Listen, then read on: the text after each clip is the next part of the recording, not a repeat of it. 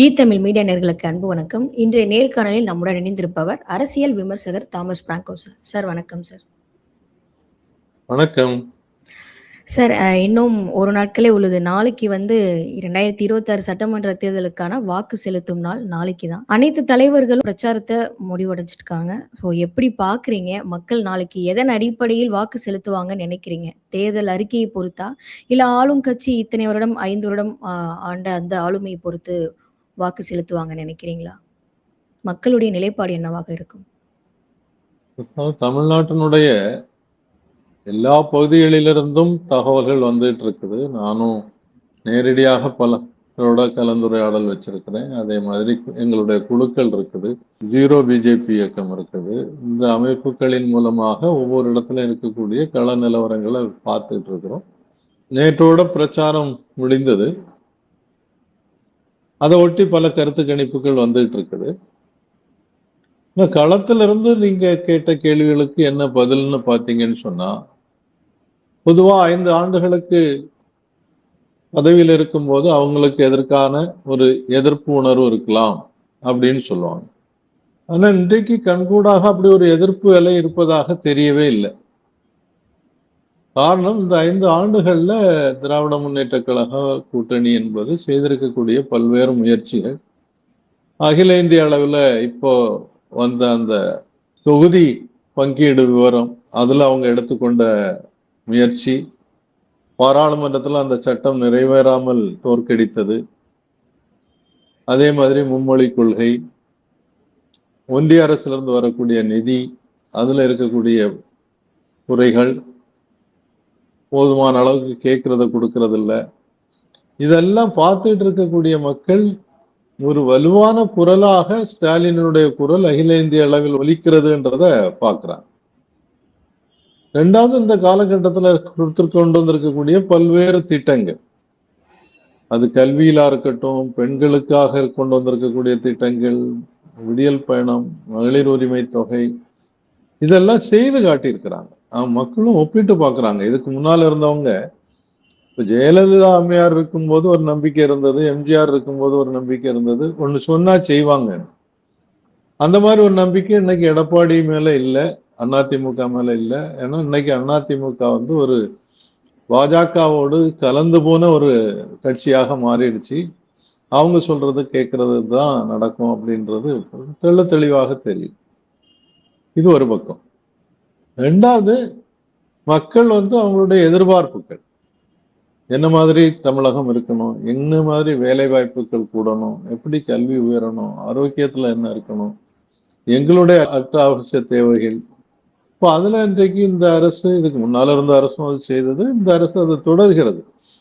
35 kilo வரைக்கும் பொது விநியோகத்துல அரிசி கொஞ்சம் பேருக்கு குறைவாக கிடைக்கும், கொஞ்சம் பேருக்கு 35, 20, 15 அப்படின்னு கிடைக்கிறது, பருப்பு கிடைக்கிறது, பொங்கலுக்கு கொட்டி கொடுக்கக்கூடிய போனஸ், இதெல்லாம் மக்கள் மத்தியில ஒரு சந்தோஷத்தை கொடுத்திருக்கு.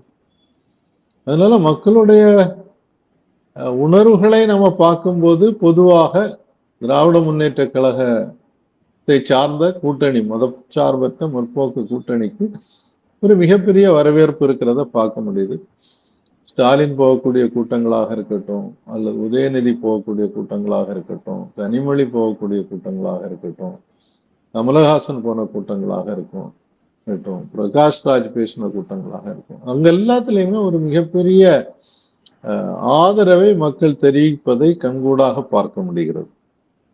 இன்னொரு பக்கத்துல பாத்தீங்கன்னு சொன்னா, அந்த கருத்து கணிப்புகள்னு சொல்லி இன்றைக்கு ஊடகங்கள் செய்துட்டு இருக்கிறது உண்மையான கருத்து கணிப்பே இல்லை, கருத்து திணிப்பு தான் நடந்துட்டு இருக்கு.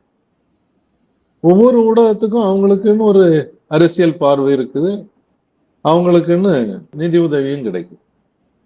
எடுத்துக்காட்டாக புதிய தலைமுறை, என்றைக்கு அதனுடைய சொந்தக்காரர் பச்சைமுத்து பிஜேபியோட கூட்டணி போய் அவங்களோட கூட்டணியில போட்டி போட ஆரம்பிச்சாரோ, அன்றையிலிருந்து அந்த ஊடகம் நடுநிலை என்பதை மறந்து விட்டது. அவங்க ஆரம்பத்துல இருந்தே ஒரு தலைப்பட்சமா சும்மா இந்த விவாதம் மட்டும் ஒண்ணு நடத்தும் போது எல்லா சைட்ல இருந்தே ஆளை கூப்பிட்டு வச்சு பேசுறதுக்கு வாய்ப்பு கொடுக்குறாங்களே தவிர, தொடர்ச்சியாக அவங்க வந்து ஒரு பெரிய அநியாயத்தை தமிழகத்துக்கு செய்துட்டு இருக்காங்கன்னு நான் நினைக்கிறேன். அது வந்து விஜயை தூக்கி நிறுத்துறதுக்கு அவங்க விடாப்பிடியா முயற்சி செய்துட்டே இருக்கிறாங்க. அவங்களுடைய கணிப்புகள்லையும் அதை வெளிப்படுத்தி காட்டுறாங்க. Okay sir. இப்போ நீங்க சொன்ன மாரி, கடந்த தேர்தல விட இந்த தேர்தல் திமுகவிற்கு அதிகமான ஆதரவு வருது சார். பிரகாஷ் ராஜா இருக்கட்டும், சத்யராஜ் அவர்களா இருக்கட்டும், இவங்க எல்லாமே இந்த இயர் 2026 சட்டமன்ற தேர்தல் அதிகம் அளவு திமுகவிற்கு ஆதரவு அதிகமாவே இருக்கு. அதுக்கு காரணம் என்னன்னா, இன்றைக்கு இவங்க எல்லாருமே அகில இந்திய அளவுல வந்திருக்கக்கூடிய ஒரு ஆபத்தை உணர்ந்திருக்கிறார். ஏன் ஜீரோ பிஜேபி என்ற ஒரு இயக்கம், அந்த இயக்கத்துல வந்து பெரிய அறிவுஜீவிகள் பலரும் நேரடியாக ஓய்வு பெற்ற நீதிபதி உட்பட வந்து களத்துல இறங்கி இதை பற்றி பேசுறாங்கன்னு சொன்னா, அவங்க இன்றைக்கு இந்தியாவுக்கு ஒட்டுமொத்தமாக வந்திருக்கக்கூடிய ஆபத்தையும், தமிழகத்திற்கு வரப்போகிற ஒரு ஆபத்தையும், ஒருவேளை திராவிட முன்னேற்ற கழக ஆட்சி வரலன்னு சொன்னா என்ன ஆபத்து வரும்ன்றதையும் புரிந்து கொண்டு வெளிப்படையாக வந்து பிரச்சாரத்துக்கு வந்திருக்கிறாங்க. திரு பிரகாஷ் ராஜ் கூட நான் கொஞ்ச நாளைக்கு முன்னால சந்திக்கும் போது இந்த தடவை நான் தேர்தல் பிரச்சாரத்துக்கு எல்லாம் போக மாட்டேன்னு சொன்னார். ஆனா அதுக்கு பிறகு அவர் உணர்ந்து கொண்டு மதுரையில வந்த போது அவர் பேசும்போது சொன்னார், என்னை இங்க அழைக்கவே இல்லை, எனக்கு போகணும்னு தோணுச்சு, இங்க திருப்பரங்குன்றத்துல நடக்கக்கூடிய அநியாயம் தொடரக்கூடாது அப்படின்றது தோணுச்சு, அதனால நானா வந்தேன் அப்படின்றது சொன்னார். அந்த மாதிரி கமலஹாசன் வந்து அவினாசியில பேசும்போது, நானா தேர்ந்தெடுத்த டாக்டர் கோகிலாமணிக்கு ஆதரவாக பிரச்சாரம் செய்யணும்னு வந்தேன் அப்படின்னு சொன்னார். அப்போ அவங்க அந்த சூழ்நிலையை புரிஞ்சுக்கிட்டு இருக்காங்க. அந்த புரிஞ்சுக்கிட்டு தமிழகத்தை ஒரு முன்மாதிரியாக இருக்கக்கூடிய இந்த மாநிலம் தொடர்ச்சியாக முன்மாதிரியாக இருக்கணும். அதே மாதிரி பாஜகவுக்கு எதிராக அகில இந்திய அளவுல வலுவாக குரல் கொடுக்கக்கூடிய ஒரு அணியை திரட்டுவது ஸ்டாலின் அவர்களால் தான் முடியும், அவர் சார்ந்திருக்கக்கூடிய முற்போக்கு கூட்டணியால் தான் முடியும்ன்றத புரிஞ்சுக்கிட்டு தான் இவங்க எல்லாம் வர்றாங்க. எவ்வளவு தூரம் அவங்க வந்து இன்னைக்கு தயக்கம் இல்லாமல் தாவேகா தலைவர் விஜயோட நடிக்கிறவங்க, அவங்களோட சேர்ந்து நண்பர்கள்லாம், ஆனா அவர் போகிற பாதை தவறுன்றது தயக்கம் இல்லாமல் சுட்டி காட்டுறாங்கல்ல. சில ஊடகங்கள் தான் வந்து ஏதோ அவருக்கு வந்து பெருங்கூட்டம் வந்து கூட்டம் வந்து அவரு ஒரே இடத்துல 2 தடவை 3 தடவை போயாச்சுன்னாக்கி ஆட்டோமேட்டிக்கா கூட்டம் குறைஞ்சிருது. அந்த ஊடகங்கள் சொல்ல மாட்டேன்னுது. அவர் கோயில்ல போய் வந்து முட்டங்கால் போட்டு போனாரு அப்படின்றத காட்டுறவங்க, கொரட்டூர்ல அவர் வந்து சாய்பாபா கோயில் கட்டி வச்சிருக்கிறாரு அப்படின்றத ஏன் சொல்ல தயங்குகிறார்கள்? சொல்றதா இருந்தா எல்லா உண்மையும் சேர்த்து சொல்லணும்ல. அப்ப அவங்களுக்குன்னு ஊடகங்களுக்கு, கருத்து கணிப்பு சொல்பவர்களுக்கு அவங்களுக்குன்னு ஒரு உள்நோக்கம் இருக்கு. இன்றைக்கு வந்து கருத்து கணிப்பு சொல்லக்கூடிய பல்வேறு அமைப்புகள், இந்த மழை காலத்துல தோன்றக்கூடிய காளான் போல் நிறைய அமைப்புகள் வந்து கருத்து கணிப்பு சொல்லிட்டு இருக்காங்க. உண்மையிலேயே அந்த சீஃபாலஜிஸ்ட்னு சொல்லி கரெக்டா ஒரு சர்வே பண்ணி அந்த சாம்பிள் பேட்டர்ன் எடுத்து இந்த ஏஜ் குரூப், இந்த காஸ்ட், இந்த ஒரு தொகுதிக்கும் அது மாறும்.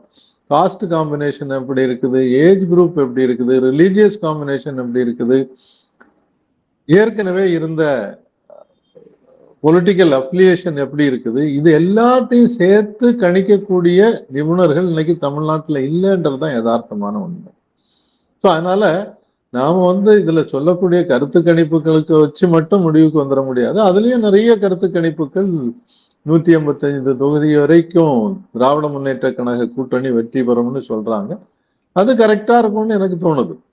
நான் சொல்றது வந்து நான் களத்துல இருந்து பலரிடையும் கேட்கக்கூடிய ஒப்பீனியன். நான் ஒன்றும் சர்வே பண்ணல, ஆனா நான் ஒப்பீனியன் கலெக்ட் பண்ணும்போது அந்த ஒப்பீனியன் தான் வருது. நானும் நிறைய வாக்காளர்களோட நேரடியாக உரையாடி இருக்கிறேன், அவங்களும் இதை தெளிவாக சொல்றாங்க.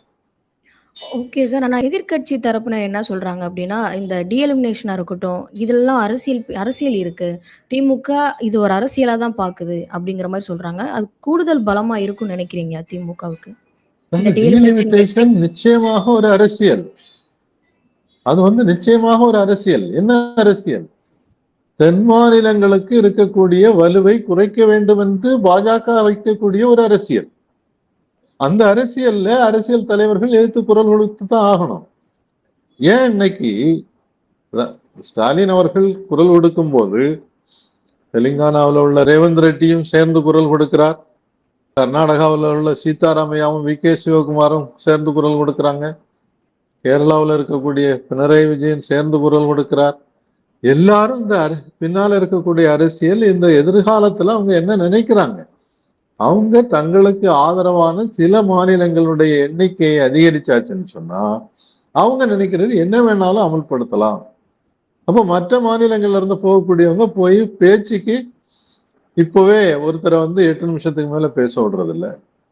இது இப்ப டவுன்லாக் ஆகும்போது 4 நிமிஷத்துக்கு மேல பேச முடியாதுன்னு வரும். அப்ப நீங்க போய் கொஞ்ச நேரம் கூக்குரல் இடலாம், சத்தம் போடலாம், கெஞ்சலாம், தீர்வு இருக்காது. நீங்க சொல்றதுக்கு வாய்ப்பு கொடுத்தோம், அவ்வளவுதான். ஆனா மெஜாரிட்டி முடிவு. அப்ப இந்த மெஜாரிட்டி முடிவு என்ன, 3-4 மாநிலங்கள் எடுக்கிறது தான் மெஜாரிட்டி முடிவுன்னு ஆயிருப்போகுது. அந்த ஆபத்தை உணர்ந்து கொண்டு அந்த அரசியலை புரிந்து கொண்டுதான் குரல் கொடுத்து கொண்டிருக்கிறார். Okay sir. இப்ப இன்னொன்னு எதிர்க்கட்சி தரப்பினர் என்ன சொல்றாங்க அப்படின்னா, நீங்க மகளிருக்கு மந்த்லி ரூ. 1000 ரூ. 2000 குடுப்பீங்க.